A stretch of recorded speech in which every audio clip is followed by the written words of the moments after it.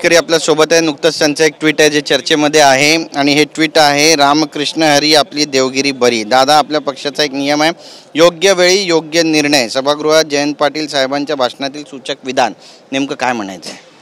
तुम्ही जर आज सभागृहाच्या गॅलरीत बसलेले असाल तर आज जी महत्त्वाची भाषणं झाली मी ऐकत होतो, त्यात अजितदादांना बघून जयंत पाटील साहेबांच्या भाषणातलं एक महत्त्वाचं वाक्य मला फार भावलं, ते की आदरणीय दादा, आपल्या पक्षाचा एक नियम आहे, म्हणजे राष्ट्रवादी काँग्रेस पक्षाचा।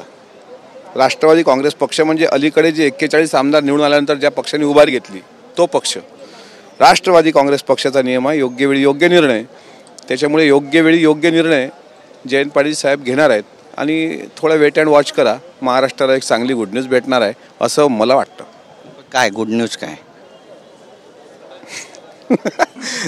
सगळं काय गिरीशजी उघडच केलं पाहिजे असं असतं होय? मी जवळचे आहात। मी काय म्हटलं, माझं ट्विट काय आहे, मी जवळचा आहे की दूरचा आहे हा भाग जाऊ द्या। माझं ट्विट काय आहे की आपल्या पक्षाचा नियम आहे योग्य वेळी योग्य निर्णय। योग्य वेळ येतोय, मागच्या काळात त्यांनी प्रयत्न केले होते पण तो योग्य वेळ नव्हता। आता सत्ता सरकार स्थापन झालंय, कदाचित हा योग्य वेळ असेल। मग आता रामकृष्ण हरीचा गजर बंद होऊन देवगिरीची दारं अखंड उघडी आहेत। मग त्यांनी यावं असं थेट त्यांना आव्हान आहे एक प्रकारचं अमोल मिटकरींचं। मी त्यांना आव्हान करेल एवढा मोठा नाही, पण त्यांच्यासारखा नेता जो महाराष्ट्राला पुढे नेऊ शकतो तसा नेता प्रत्येकाला हवासा वाटेल। आम्हालाच काय, भारतीय जनता पार्टीला पण हवासा वाटेल, कोणाला पण हवासा वाटेल। मग धक्का नाही मारणे का गाडी में गर्दी असं वाटत नाही का तुम्हाला? इथे खूप गर्दी झाली आहे तशी पण युतीमध्ये। ड्रायव्हिंग सीट त्यांच्यासाठी राखीव आहे। तुम्हाला माहिती आहे ते उत्तम चालक आहेत, वेळ पडला तर डायरेक्ट स्टेरिंगच त्यांच्या हाती देऊ, सीट बेल्ट लावून ते नेतील की गाडा पुढे। आम्हाला वाटत होतं की ड्रायव्हिंग सीटवरती 3 जण बसलेली आहेत आणि त्यापैकी एक अजितदादा पण आहेत। नाही, मोठं विधान आहे तुमचं। एक ड्रायव्हिंग सीट खाली आहे असं म्हणतोय मी तुम्हाला। कोण रथ हाकलावा, कोण गाडी चालवावा ह्या नंतरचा भाग आहे, पण जो उत्तम ड्रायव्हर असतो, फक्त त्यावेळेस चुकीची माणसं घेऊन ते गेलीत। एकीकडे संजय राऊत होते, एकीकडे नाना पटोले होते, एकीकडे बाळासाहेब थोरात साहेब होते।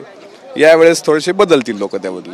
तुम्हाला वाटतं ते येतील आणि आले तर तुम्हाला चालणार आहेत का? कारण बरीच टीका टिप्पणी तुमच्यावर पण केली त्यांनी आणि एवढं सगळं झाल्यानंतर पण स्वीकारण्याची भूमिका।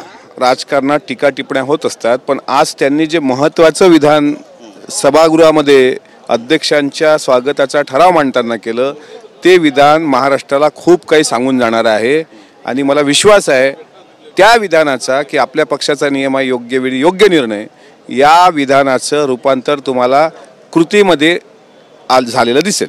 नक्कीच एक महत्त्वाचा विषय आणखी एक आहे, कॅबिनेटचा विस्तार होत नाही, काय कुठे घोडं अडलं आहे? कारण आधी 11 तारीख सांगितली, मग 14 सांगितली, काय मग 12 सांगितली, मग 14 सांगितली जाते। होणार आहे की नाही होणार आहे विस्तार? आणि गृह खात्यावरती एकनाथ शिंदे अडून आहेत अशी पण माहिती सूत्रांकडून मिळते। आता तुमच्या सूत्रांची वेगळी माहिती असेल, माझ्या सूत्रांची आत्ताची माहिती अशी आहे की सगळा प्रॉब्लेम सॉर्ट आऊट झालेला आहे। गृह खातं कोणाकडे असावं, कोणती खाती कोणाकडे असावी यावर तिन्ही पक्षाच्या वरिष्ठ नेत्यांची चर्चा झालेली आहे आणि नागपूरच्या हिवाळी अधिवेशनापूर्वी महाराष्ट्र राज्याच्या मंत्रिमंडळाचा विस्तार होऊन योग्य खाते योग्य पक्षाकडे तुम्हाला वाटप झालेले दिसतील। गृह खात्याचा तिढा सुटला असं म्हणावं? होय। आणि कुणाकडे असेल गृह खातं? शिवसेनेकडे असणार की भाजप स्वतःकडे ठेवणार? महाराष्ट्राचे मुख्यमंत्री देवेंद्रजी फडणवीस हेच त्यावर योग्य निर्णय घेतील।